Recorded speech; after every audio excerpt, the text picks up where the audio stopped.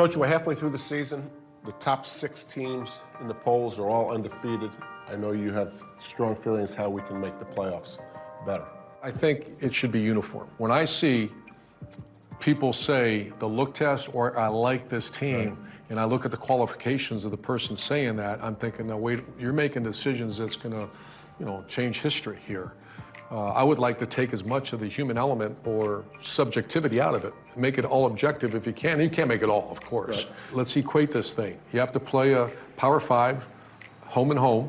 You have to play 9 games. If you don't want to play 9 games, make it 8 games, but make it uniform and not have the dips. And then I hear someone say, well, the look test, what does that mean? And I actually was in that twice, where I said this on Fox the other day against Wisconsin.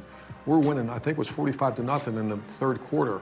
And I kept our ones in there because if we would have won, here's how wrong this is. If we would have won that game, 45-28, 45-32, if I would have put the 2s in there, they scored a couple touchdowns, Ohio State would not have won the national title. Let me push back on you on a couple things. The people that are going to have to make this decision, which you said, are the commissioners, right? Because the NCAA doesn't control Division I college football playoffs. They have nothing to do with it. That's why you don't see the big blue NCAA thing during the playoffs. It's driven by the commissioners. So you'd have to convince the SEC commissioner that, by way of example, that what the Big Ten's doing with 9 games is the right thing. So I think that's a hard sell for the commissioners because of this. Most of the teams that the commissioners are over have no chance to win a national championship, right? I mean, I was at Vanderbilt in Indiana. I didn't want to play 9 conference games, right? I wanted to play fewer conference games, whether I was in the Big Ten.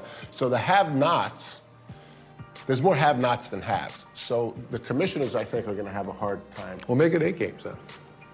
But you want to make it, well, it's got to be the same. You don't need to have it unanimous. Right. You have Power 5. So there's 5 teams. If it's 3-2, you have to do it. If you say we want to play 8 games, that's fine. Play 8 games then. All 5 conferences play 8 games. Well, I have no problem with that. I do believe that it should be mandated you go on the road and play. If someone says that's not right, of course it's right. That's one of those things that get these powerful conference commissioners together and say, we're going to do this now. Do it. And if they say, no, we don't, then you take on criteria, schedule strength, and you put a line through and say, that doesn't matter. Put look test where, when I hear people saying look test, then put it up there. Say the number one thing is look test, and then you're gonna see some bad scheduling, brother. Let me give you a counter proposal, okay?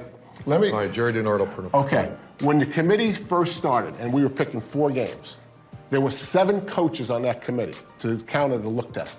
3 of them were Hall of Fame coaches. It's so hard. You ask Gene Smith, it's so hard to have a regular job like Barry Alvarez and Gene Smith that know football and then spend all their time. So now look who's on the committee. The committee people don't know what the look test looks like. They're not coaches. So what we've done is we've asked this committee to do an impossible job. Here's how I want to make it more possible. When Georgia was in the final poll after they lost to Alabama in the SEC championship and you won the Big Ten championship game and they were 5th and you were 6th, I said, I'm done with the committee. You had beaten their number 7th ranked team, Michigan. You scored 63 points on their 7th ranked team. They don't know what the look test looks like anymore. I do think when Barry was on that and Tyrone Willingham and that group, they did know what the look test. So here's my solution. If you go to 6 teams and you do nothing different but take the 6 teams, every conference since the beginning of the CFP would have been represented a minimum of 3 times and a maximum of 10. If you go to 8 teams, you'd include a group of 5 teams. 1 year under the 6 or the 8, 3 Big Ten teams would have been in: Ohio State, Penn State, and Wisconsin. The look test is no longer a good test. You have to make it easier for the committee. Or you got to convince the commissioners, and I think you got an uphill battle. And you know what? I think that's the way you said it, and I'm going to look into it a little bit more. That doesn't answer the one thing about leveling the playing field on scheduling, correct, which I think is the numero uno issue today. When you're and I'm very respectful of people, because Gene Smith, my AD, was on that committee. He was gone. I needed to talk to him, and he was like, you couldn't talk to him even. For 2 or 3 days, because he's gone for that decision, which is you're changing history.